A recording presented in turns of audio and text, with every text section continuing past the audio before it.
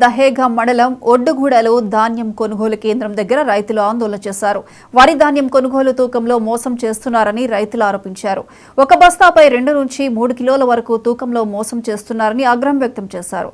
ధాన్యం కొనుగోలు తూకంలో మోసాన్ని అరికట్టాలని రైతులు డిమాండ్ చేశారు.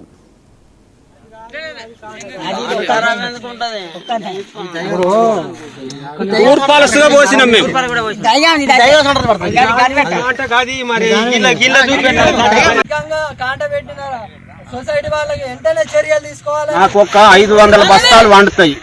ఇక్కడ నైట్ 12కి అమలు వచ్చిండు.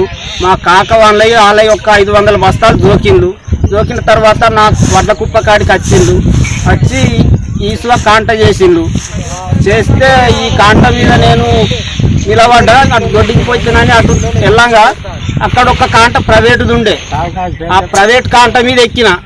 అక్కడ ఇక్కడ ఎక్కేసరికి ఇది 1 కిలో ఎక్కువ చూపుతుండే.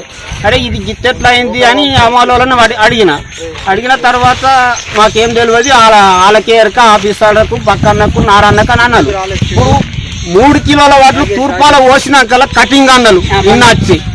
ఇప్పుడు ఆ యొక్క 3 కిలోలు ఈ సంచికి 1 కిలో కటింగ్ సంచికి 1 కిలో పెచ్చుపెట్టి తోకిండు. 1 కిలో పెచ్చుపెట్టి తోకిండు. 41 కిలో 200 గ్రాములు పెట్టే సంచిని 42 కిలోల 200 గ్రాములు వస్తుంది సంచి. ఒక చూడు